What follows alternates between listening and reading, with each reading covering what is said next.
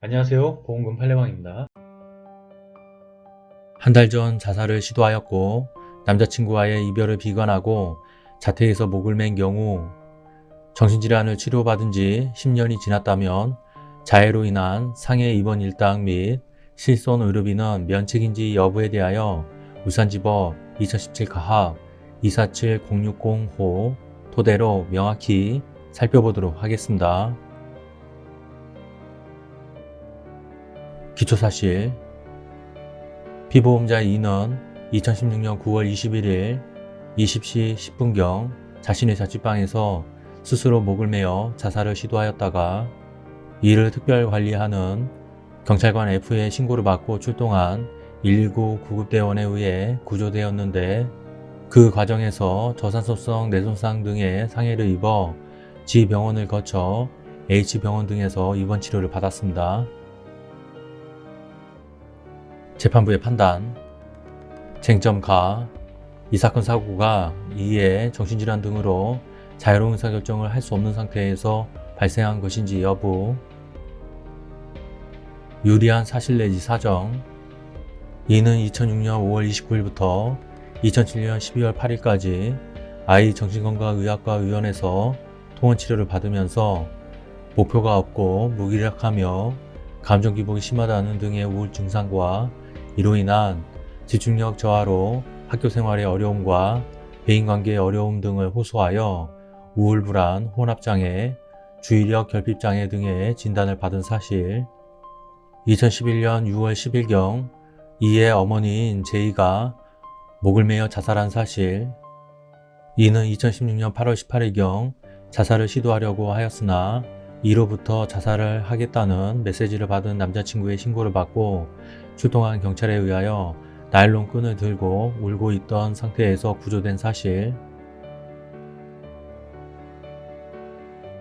당시 이는 사체로 인한 채무 약 800만원, 계속되는 취업 실패 및 남자친구와의 갈등으로 인한 문제를 겪고 있었고 자취방은 청소를 하지 않은 채 쓰레기를 방치하여 쓰레기가 쌓여 있었고 남은 음식물도 그대로 방치되어 있었던 사실, 이는 최초 자살 시도 후 구조되어 경찰에서 진술하면서 자신이 엄마를 죽였다는 내용의 진술을 하기도 한 사실, 당시 이를 구조하였던 경찰관 중 1인이었던 이와 동갑인 F는 이때부터 이와 수시로 연락하고 집을 방문하면서 이를 특별관리한 사실, F는 유관기관과 연계하여 정신건강증진센터 등을 이에게 연결해 주려고 하였으나 이가 이를 거절한 사실, 이는 2016년 8월 18일 이후 취직도 하는 등 별다른 문제 없이 지내오다가 이 사건 사고 발생 며칠 전 사귀던 남자친구와 헤어져 힘들어한 사실, 이는 이 사건 사고 발생한 2016년 9월 21일 아침부터 F에게 죽고 싶다, 퇴근하고 같이 있어달라, 헤어진 남자친구의 여자친구를 보러 가겠다는 등의 카카오톡 메시지를 보냈고 20시 9분경 F야 미안해 라는 메시지를 보내자 전화를 건 F에게 그만 살고 싶다고 이야기를 한 후 전화를 끊고 목을 매 자살을 시도하였다가 F의 전화를 받고 출동한 경찰과 119 구급대에 의해 구조된 사실 등을 각 인정할 수 있습니다. 불리한 사실 내지 사정, 그러나 이는 우울, 불안, 혼합장애, 주의력 결핍장애 등의 진단을 받은 전력이 있으나 이는 이 사건 사고가 발생되기 약 10년가량이 경과한 때로 그 이후엔 특별한 정신과 등 치료 경력이 없는 것으로 보이는 점, 어머니의 자살로 인하여 이의 심리상태에 영향을 미쳤을 수 있으나 이 사건 사고는 이의 어머니가 자살한 때로부터 5년 이상이 경과하여 발생한 점,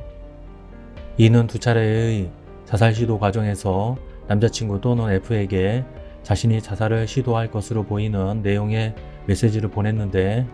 이는 자신이 어떤 행동을 취할 것인지를 주변 사람에게 알리는 것이어서 이는 당시 자살의 의미를 충분히 인식하고 있었던 것으로 보이는 점, 이는 최초 자살 시도 후 별다른 문제 없이 지내오다가 사귀던 남자친구와 헤어지면서 다시 심리적 문제를 겪게 되어 이것이 이 사건 사고에 보다 직접적인 원인이 된 것으로 보이는 점 등의 사정에 비추어 보면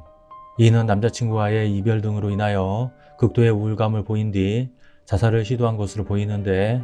우울한 감정으로 인하여 자살을 시도하였다는 사정만으로 그 당시 이의 행동이 극심한 정신질환 등으로 자유로운 의사결정을 할 수 없는 상태에서 이루어진 것이라고 보기는 부족하고,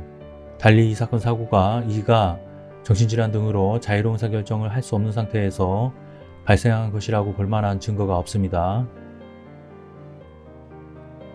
쟁점나 이 사건 사고가 계약의 보장 개시일로부터 2년이 지난 후에 자살한 경우에 해당하는지 여부, 자살하였다는 그 문헌상 스스로 목숨을 끊어 사망의 결과에 이른 경우를 의미하며 위 약관의 규정에 자살하거나에 단순히 자살을 시도한 경우가 포함된다고 보기 어려운 점, 여기에 단순히 자살을 시도한 경우까지 포함하는 것으로 해석하면 피보험자가 자살 시도를 가정하여 보험금을 청구할 가능성이 있게 되어 보험계약을 부정하게 이용하는 것을 예방하고자 하는 위 약관 규정의 취지에 반하게 되는 점,